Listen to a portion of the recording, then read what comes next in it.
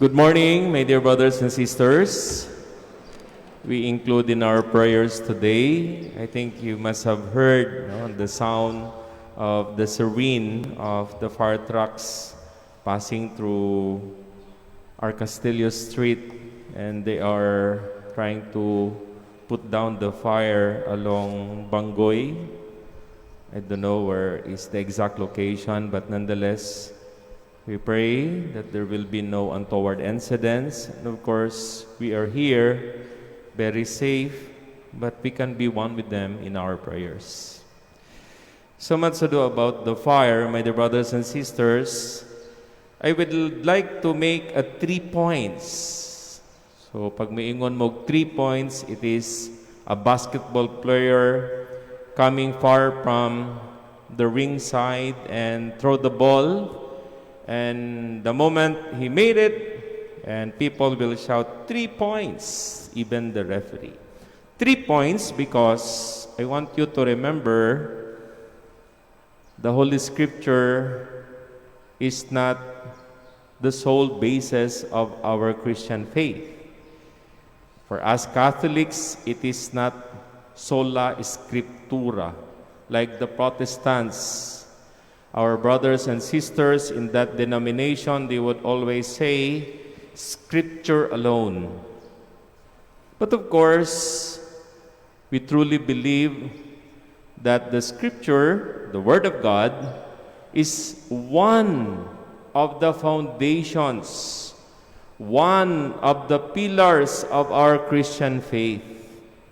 Kaya kung miingon ka, Father, wala man ang pulong at Trinity sa Biblia, so dili na tinuod. So, wala lagi pulong at Trinity, pero naaman ang revelation sa Ginoo, isip Amahan, naa ang pagpadala sa iyang bugtong anak nga si Jesus, ug ang gasa sa Espiritu Santo, so Trinity. Tulo ka persona sa isa ka Dios. Pero wala man ni sa Biblia, so dili ni tinuod. Now, we need to understand the history of our Catholic Church. There is what we call the teachings of the Holy Father. Now, we believe the traditions handed down from the early Christian community. The fathers of the Church, these are their teaching, and it was Tertullian who coined the word Trinity. 3 person in one Godhead. So now it is not found in the Scriptures, but we truly believe in the presence of the Holy Trinity. There is no instruction to make the sign of the cross in the Scriptures.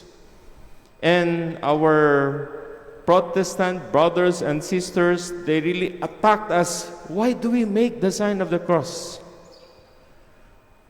No more, no less than to remind of God's loving presence in our midst.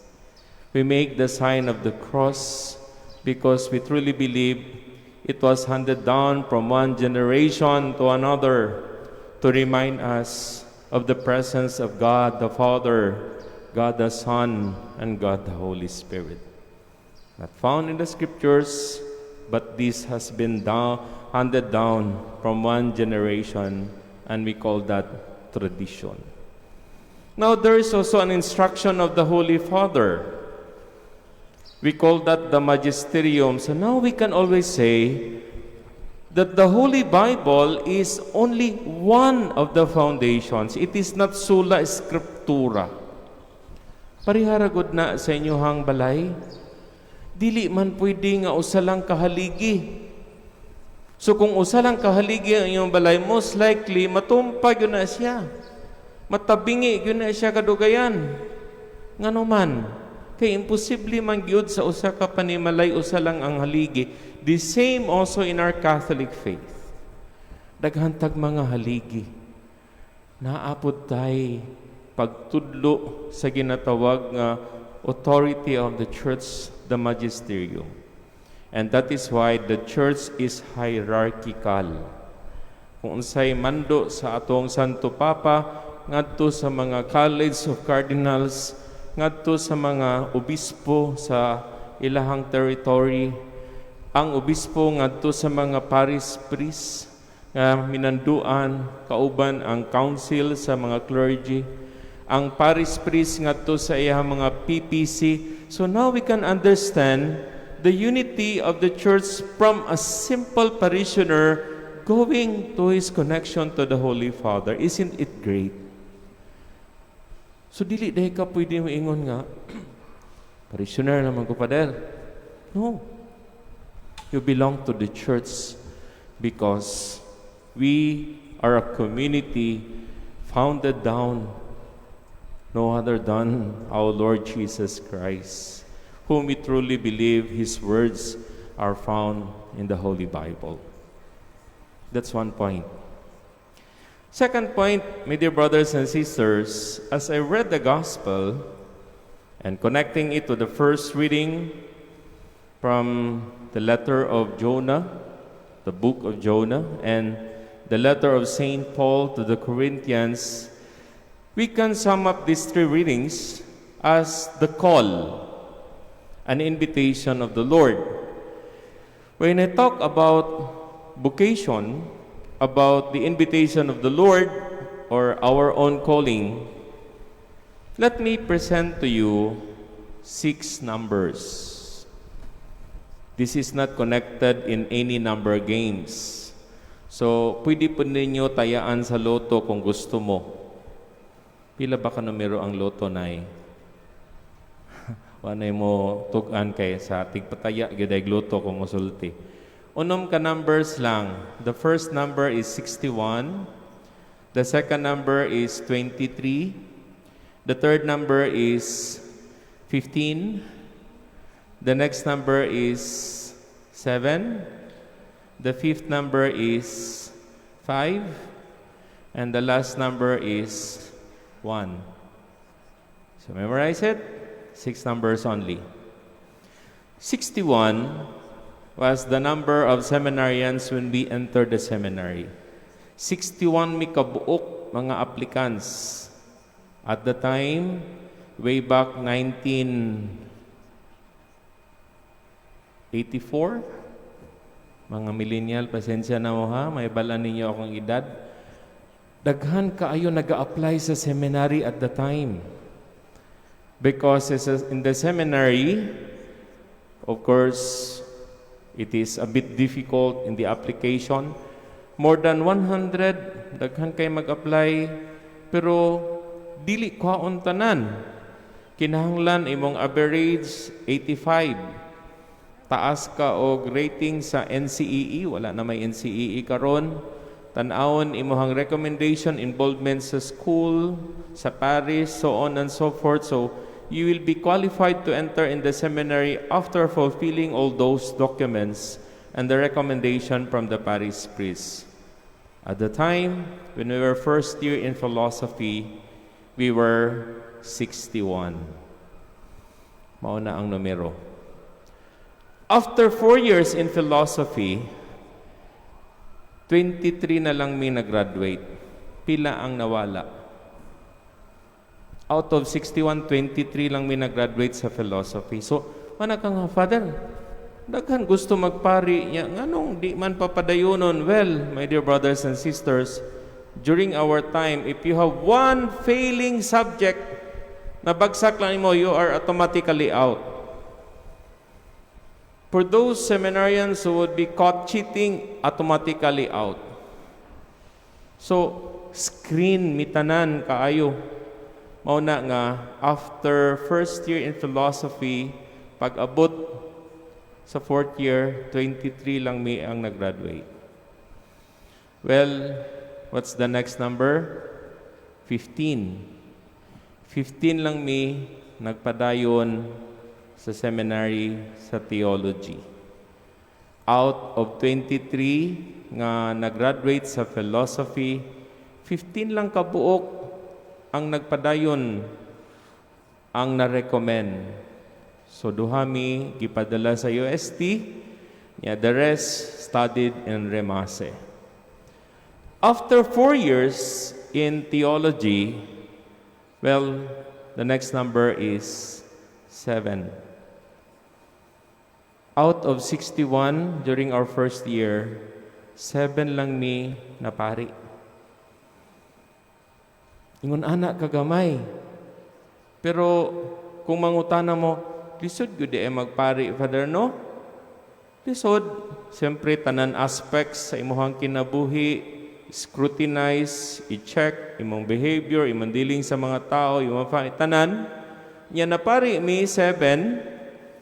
Mingon mo nga gamay lang, daghana na siya actually sa isa ka batch. Kay usually, sa isa ka batch, na musulod sa seminary, daghana na kumulampas na mo og 3. So sa ato pa, 7 mi kabuok, daghana mi kaayo.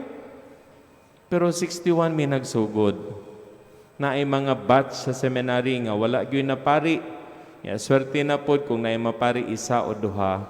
Pero kung molampas nagtulo sa isa ka batch, daghana. So sa ato pa, daghan ni sa among batch nga napari. The next number is 5. Unsa maning 5? Sad to say, my dear brothers and sisters, that after 5 years in our ministry, one of my classmates left the priesthood. Then after 10 years, another one left the priesthood. So, 5 na lang minabilin nga naa sa ministry. And that is why, when we continue our formation in the seminary, all the more we need prayers from our family, from our friends, because the task is extremely difficult. That's why 2 of my classmates did not proceed anymore in the ministry of the priesthood because of some issues and problems that they could not undertake, and they decided to leave the priesthood. Sad to say, another number, and this is the last. And I hope not so soon, because one of my classmates, just last year, last September, died. So sa mong original batch, 4 na lang minabilin nga pari. When you talk about vocation, my dear brothers and sisters, I'm sharing this because you need to understand that vocation is not exclusive to priests and religious. We are all called fishers of men.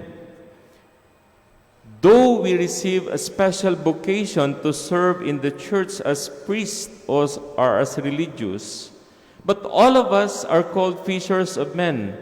You cannot say that I am a father, I don't have the vocation. No, that's your vocation. Vocation to married life. And being a father, you have to receive first the sacrament. Dili lang pwede nga mag-ipon-ipon ka sa imong gihigugma. You need to prove your love. You have to bring your beloved to the altar and make a confirmation that for better, for worse, for richer, for poorer, in sickness and in health, until death do us part. That is a vocation. You responded to the call of God because you are giving witness of the gospel, allowing us to be convinced that the words of Jesus himself is true. You need to prove that as a father. As a wife, your vocation is to be in full support with your husband, to assist him, and to become a loving wife and a mother to your children. That's a vocation. You need not to say, I want to become a nun or enter a religious life. That's your vocation. Fulfill it. Do it. As a student, your vocation is to study, not to spend more time in social media, not to spend time in playing online games, so on and so forth. Your vocation is to give importance to your studies. So now we can understand that vocation, my dear brothers and sisters, just like in the gospel today, is our yes to God. Just like Peter and Andrew, when the Lord called them, I want you to make fisher of men. "Come after me." At once they abandoned their nets and followed him. Saying yes to the Lord is to say yes to God's invitation, and that is vocation. You should not make any excuses, my dear brothers and sisters.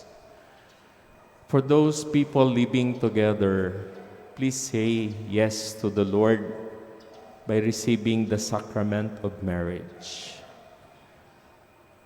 If you want to take seriously about your vocation, then do it. Do it. Do not simply limit in words. For those living together, do not say to one another, "We are husband and wife."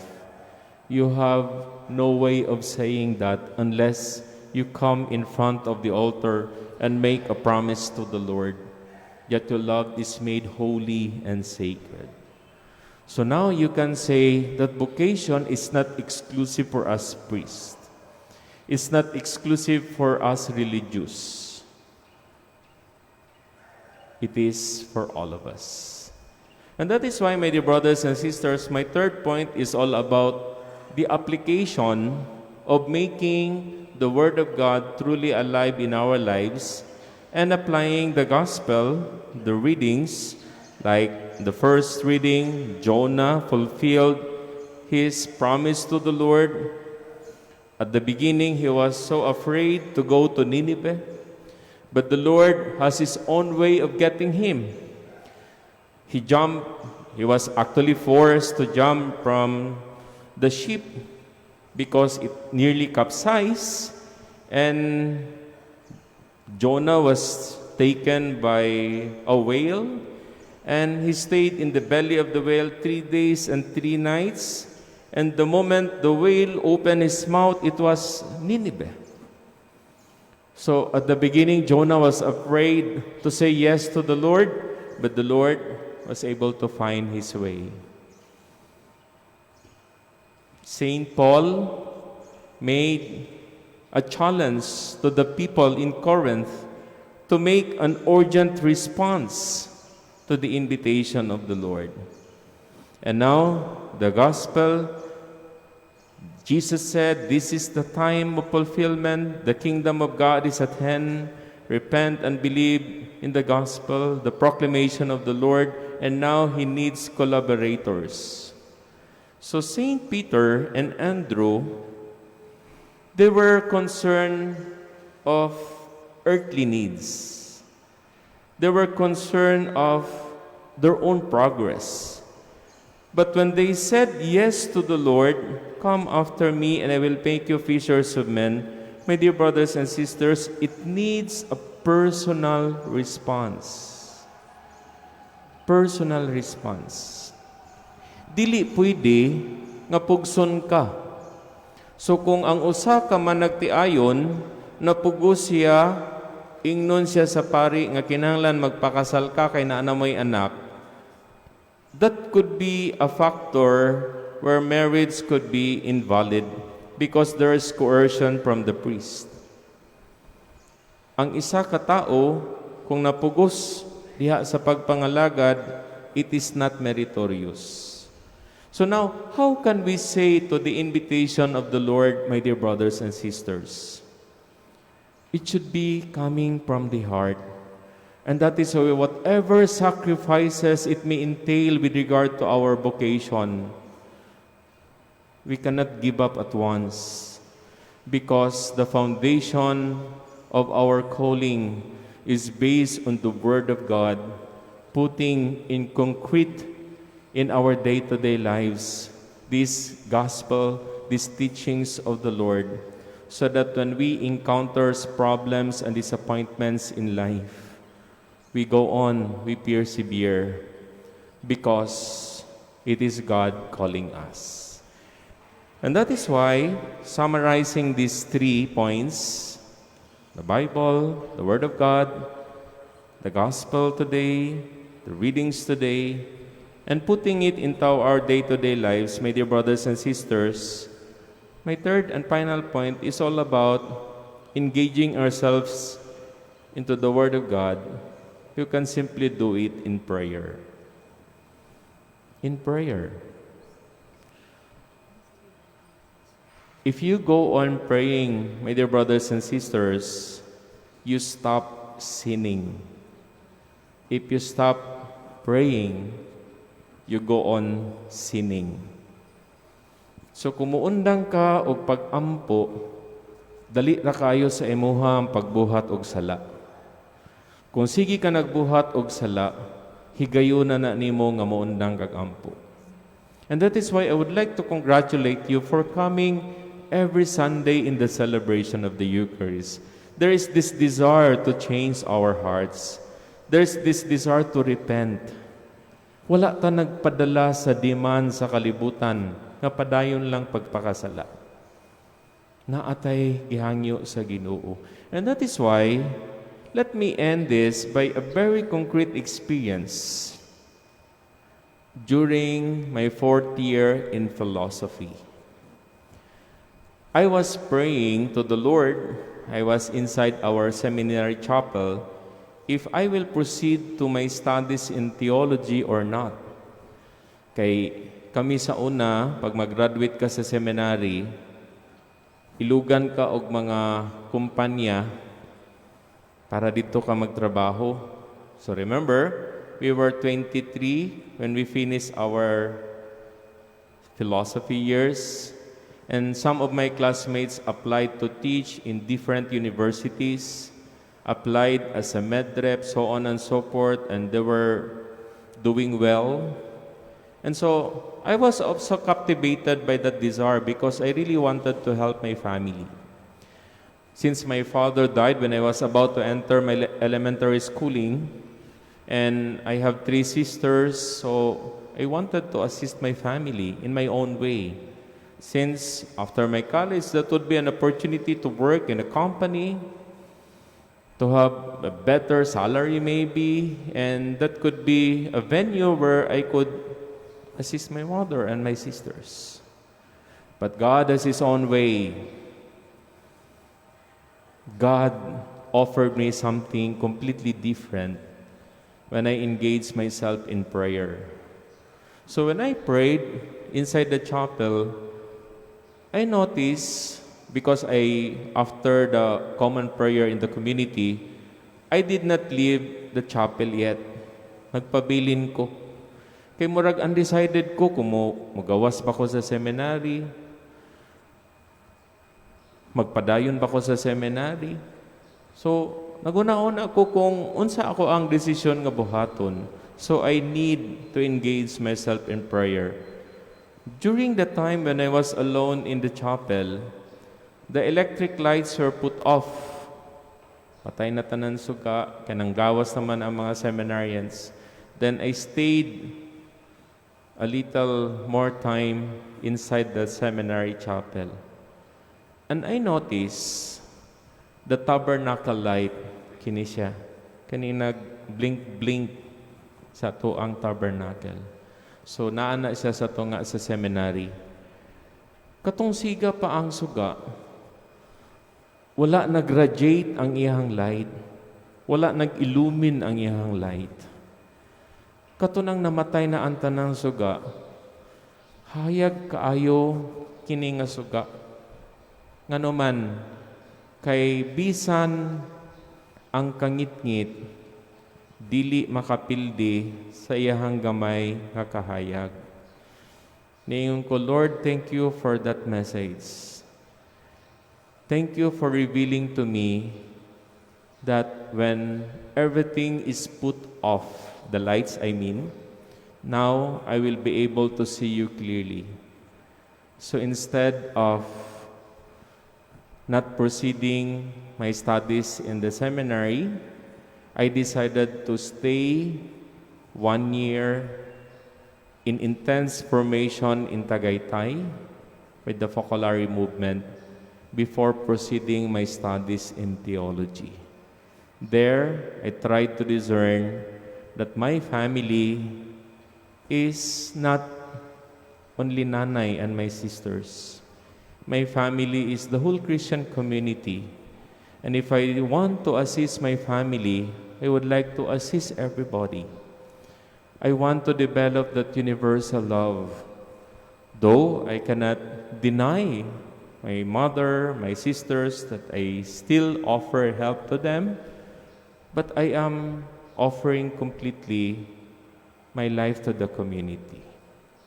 And that is why, since then, after that 1 year for Jesus program, I was recommended to study in UST, and then I received the gift of ordination April 12, 1993. It was the date when my father died, April 12, 1974. And I was so surprised, how come the day of my ordination to the priesthood, it was also the date anniversary of my father. And I said to myself, if my father would have been alive, he would not allow me to enter the seminary or to become a priest, being the only son in the family. So God has His own ways. And now, I still have that strong desire to serve, and I am assigned here in our parish in San Antonio. Same enthusiasm, same strength, and believing in God's grace, that it is not me deciding to serve, but His grace, His blessing is more powerful than I. And that is why I said to myself, the Lord chose me not because I am capable, but the Lord made me capable because He chose me. And that is why, my dear brothers and sisters, say yes to the Lord's invitation. And who knows, you will be able to experience a deep consolation from within, because that is your chosen vocation. Thank you, Lord, for this beautiful message. Thank you, Lord, for the Holy Bible making us alive. And thank you, Lord, for inviting us today in this Mass, where we engage ourselves in prayer. And we now say yes in this worship, in this liturgical celebration, because you loved us. Say yes to the Lord every day, my dear brothers and sisters. God bless us all. Kindly all stand now, and let us all together as one family profess our faith.